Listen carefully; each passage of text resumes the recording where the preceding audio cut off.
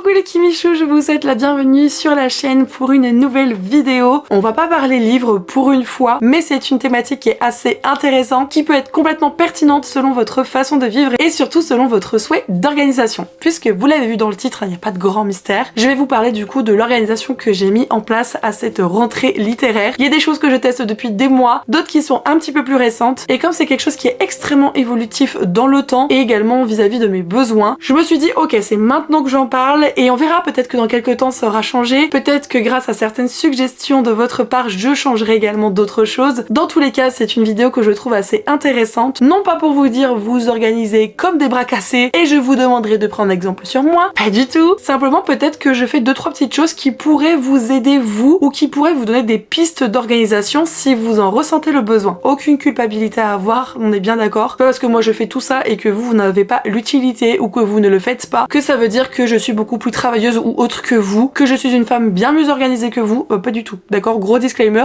pas du tout. Au contraire, si j'en ressens le besoin, c'est parce que j'ai beaucoup trop de tâches, que ce soit des tâches professionnelles ou personnelles, c'est assez dur de tout retenir et de s'en sortir. C'est pourquoi j'ai besoin de me vider la tête et tout ça est vraiment parfait pour justement me permettre d'être au taquet dans ce que j'ai à faire, d'avoir des prévisions, de pouvoir aussi m'organiser sur des vacances ou des choses comme ça. Allez, c'est parti, je vous explique tout. Je vais tout d'abord faire un petit point sur tout ce qui n'est pas physique. J'ai découvert cet été Notion ou Notion, je ne sais pas comment vous le dites. Je pense que les deux prononciations sont bonnes, simplement il y en a une qui est plutôt anglaise américaine et l'autre qui est complètement Frenchy. Certaines personnes font tout dessus et c'est très bien pour eux. Ce n'est pas du tout mon cas. Je m'en sers pour avoir vraiment une espèce de prévisualisation longue durée des contenus que j'ai à publier ou tout du moins ce que je souhaite faire dans le mois en me disant ok, la book mail, la sortie littéraire, là je vais mettre mon réel sur les sorties littéraires également, enfin vous voyez un petit peu. Et l'avantage qu'il y a avec Notion, c'est qu'on peut en fait complètement bouger les choses au fur et à mesure du mois, du moment, et c'est hyper avantageux. C'est pour ça que j'en ai besoin, parce que j'ai quelque chose qui correspond à l'écrit, mais j'écris dedans que quand c'est définitif, puisque à part à mettre du blanco, sinon en vrai les carottes sont cuites. Je l'utilise également pour faire la liste de livres lus mensuellement, ce qui m'est extrêmement utile pour pouvoir vous tourner les vidéos update lecture pour YouTube. Et sachez que c'est tout pour moi. Voilà, je m'arrête là avec Notion. Et oui, j'ai dit les deux, j'ai fait une fois Notion, une fois Notion, comme ça tout le monde est content. La deuxième application, le deuxième outil que j'utilise ponctuellement ce coup-ci, c'est l'agenda Google Calendar, je crois qu'il se nomme, je suis même pas sûre. Pour vous dire, ça fait un moment que je l'ai pas utilisé, mais c'est un outil qui est très appréciable, donc je préférais vous en parler. C'est en discutant d'organisation et de planification avec mon amie Gladys, des pépites de Gladys, que j'en suis venue à l'utiliser de cette manière et que j'ai trouvé ça très intéressant. Pas au quotidien par contre, mais dans des périodes très chargées ou même charnières, c'est d'un très grand confort. Ce que je fais, c'est extrêmement simple, je l'utilise pour planifier l'entièreté de ma journée. Un peu comme si vous aviez finalement un planning scolaire avec de telle heure à telle heure histoire, de telle heure à telle heure maths, de telle heure à telle heure SVT et compagnie. Ben c'est exactement ça, mais dans mes tâches professionnelles. Je dis n'importe quoi, si de 8h à 10h je fais de la couture, de 10 à 12 j'emballe des commandes, de 12 à 13 je prends une pause, de 13 à 14h30 je fais du tournage, 14h30 16h des mails, 16h, 17h du montage, 17h, 18h30 de la lecture et compagnie. Bref, vous voyez un petit peu comment on peut moduler cela. Et lorsqu'on a vraiment beaucoup trop de choses à faire, quand on a tendance à se disperser dans une to-do list, c'est vraiment quelque chose que moi je peux vous conseiller, que je trouve extrêmement utile et pertinent. C'est vrai que ça prend un petit peu de temps par contre pour la mise en place justement de cette organisation. Le fait de devoir réfléchir en amont, de tout mettre dans le Google Agenda, ça prend un petit peu de temps, je ne vous le cache pas. Mais une fois qu'on a le coup de main, ça va un petit peu plus vite. C'est comme tout, quand c'est ancré dans une routine, évidemment c'est plus facile à faire. Mais comme je vous l'ai dit, pour moi c'est assez ponctuel. Par contre, comme c'est un outil très pratique, je me suis permise du coup de vous le mentionner dans cette vidéo. Et si je vais vous parler maintenant plutôt de tout ce qui est papier.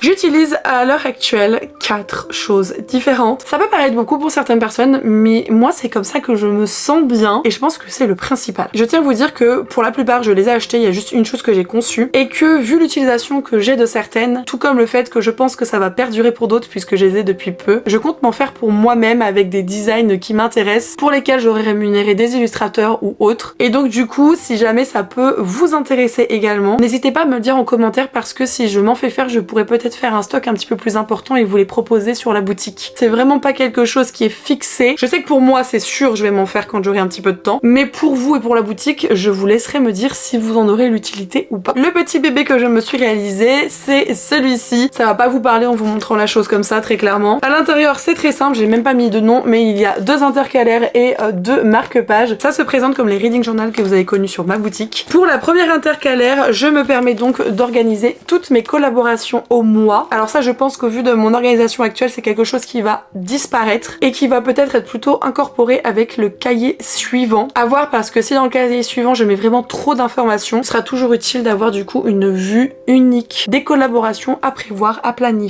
des contenus à pouvoir rendre en temps et en heure, etc. Donc là par exemple, vous aviez donc le mois de juin afin d'illustrer mes propos. Et le deuxième intercalaire me sert à noter toutes mes collaborations. Je n'ai plus que le mois de décembre de vierge, mais ce sera amplement suffisant pour vous montrer cela. Ce n'est pas du tout que je suis quelqu'un qui refuse de parler argent, salaire, prestations et compagnie. C'est tout simplement que c'est quelque chose qui est confidentiel entre le client et le créateur de contenu. Je peux vous dire par exemple que sur ma grille tarifaire, un post Instagram, je dis n'importe quoi, un post Instagram c'est à 100 €. On a le droit de partager par exemple notre grille tarifaire, mais pas les tarifs pratiqués avec le client. C'est pour ça du coup que je vous montre une page vierge. Et si je vous dis qu'il me reste plus que décembre, ça veut dire que j'ai déjà des choses de booker pour octobre et novembre, ce qui est plutôt trop chouette. Ça se présente comme ceci. Extrêmement simple, vous avez le mois en question, vous avez l'entreprise ou la maison d'édition. La plupart du temps c'est des maisons d'édition, mais ça m'arrive de travailler aussi avec d'autres personnes ou d'autres entreprises qui ne sont pas des maisons d'édition. Si c'est une maison d'édition, j'ai tendance à noter en bas en toutes lettres, genre en majuscule, vous savez, le nom du roman, comme ça je sais de quoi il est question. À côté, la prestation pour laquelle on va me rémunérer, post Insta, réel, vidéo YouTube dédiée, book trailer, etc.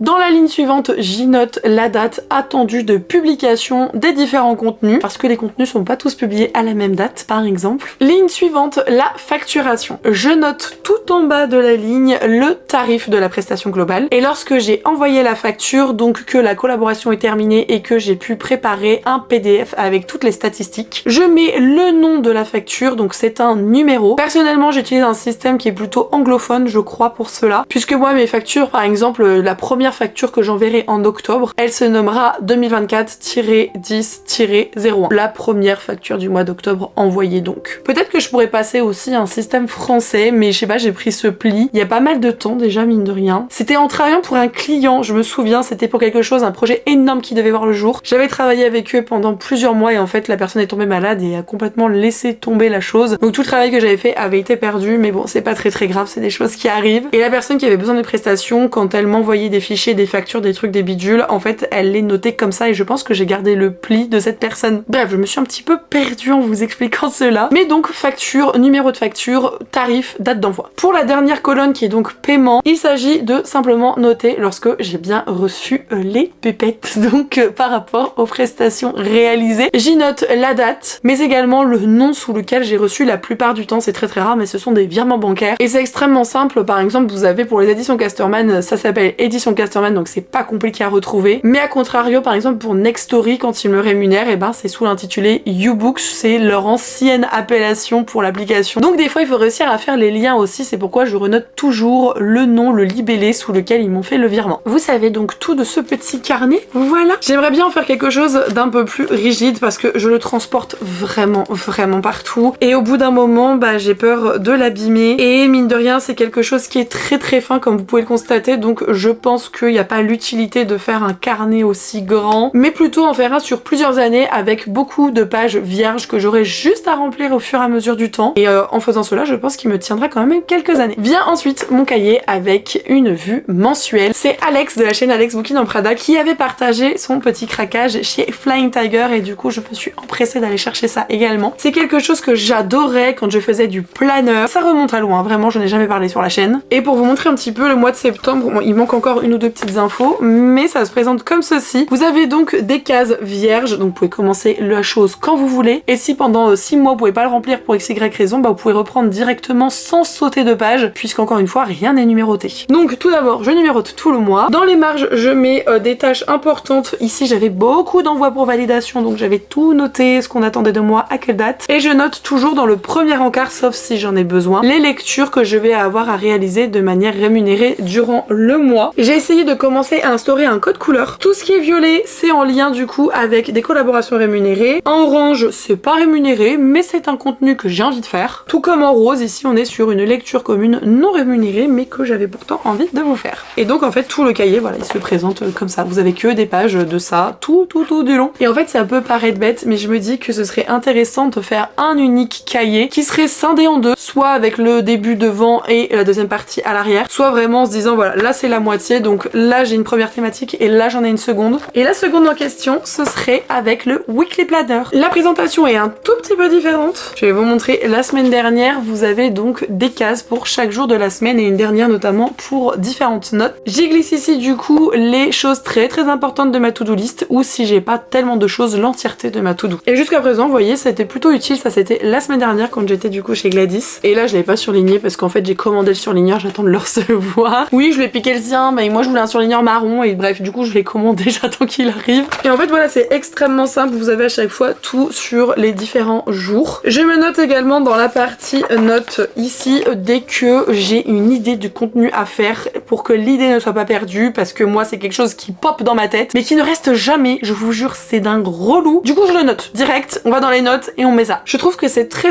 pratique pour justement avoir une vue d'ensemble de la semaine, et je l'utilise forcément conjointement avec la vue mensuelle pour me permettre de voir qu'est-ce qui est déjà acté, qu'est-ce qui est fixé, qu'est-ce qui est très important, et il y a toujours beaucoup de choses qui se rajoutent. Je me dis que ça pourrait être intéressant peut-être presque du coup, comme vous l'avez compris, de cumuler les deux carnets en un. Vous en pensez quoi vous d'ailleurs? Et la dernière chose, alors celle-ci je l'utilisais depuis des mois mais beaucoup moins depuis que j'ai le Weekly Planner, c'est une to-do list. Alors celle-ci très brièvement, elle me vient de chez Action, voilà, je l'ai pas payé très cher et elle se présente sous ce format là. Vous avez la date, tout plein de petites lignes et des choses à cocher quand elles sont réalisées. Vous avez 21 lignes et très clairement, même si j'ai tendance à bien détailler ce que je fais dans les journées, j'ai jamais complété les 21 lignes. Comme vous pouvez le constater, c'est une to-do familiale hein, puisque ma fille a fait des petits gribouillis dessus. Mais c'est vrai que je tends à le laisser de côté dans mon organisation parce que jusqu'à présent j'en ai beaucoup moins besoin. Après j'utilise pour plein d'autres choses mais pas pour la to-do. Je vais l'utiliser par exemple quand je vous fais du montage vidéo. Bon bah j'ai parlé de ce livre, je parle de ça à tel timecode, je note tout comme ça, boum, une fois que je vous l'exporte sur YouTube, je remets toutes les informations nécessaires. Là j'ai fait des calculs par exemple vis-à-vis de ma compta. Là c'était ma to-do avant de partir en vacances, des mails importants à pas oublier. Il y en a dans tous les sens, je vous jure. C'est pour ça que ça c'est très utile pour toujours avoir quelque chose sous la main, mais je m'en sers beaucoup moins comme une to-do, vous l'avez compris. Et bien voilà, vous savez donc tout de cette fameuse organisation. Comme vous pouvez le constater, j'essaye de faire au mieux mais ce n'est pas parfait. Il y a des jours où la to-do elle est là et pour autant je ne la transpose pas par écrit, ce qui est extrêmement stupide parce que quand je le fais, je me rends compte que je suis allégée en me disant en fait t'as tout noté, tu ne peux rien oublier, ne stresse pas, tu peux te vider la tête et penser à toute autre chose. Donc il faudrait que je la consulte un tout petit peu plus souvent,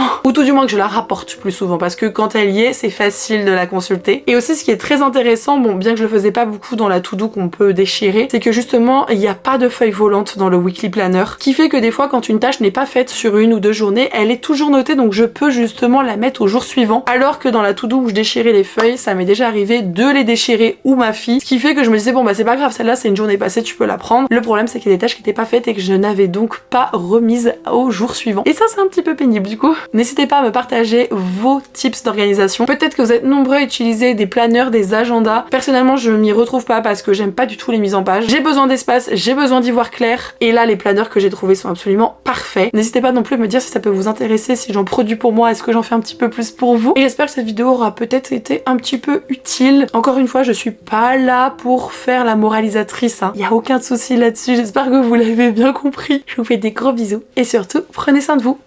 Bye!